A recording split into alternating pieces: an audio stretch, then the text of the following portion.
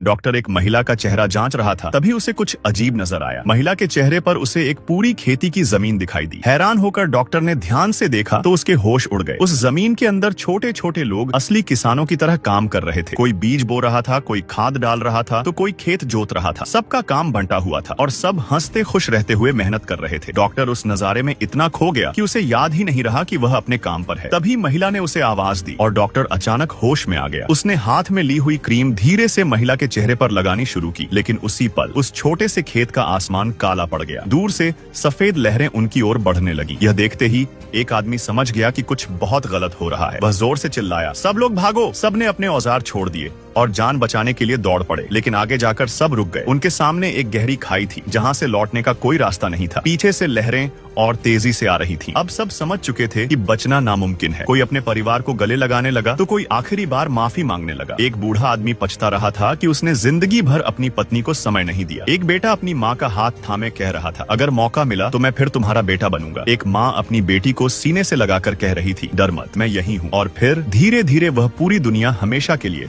खामोश हो गई।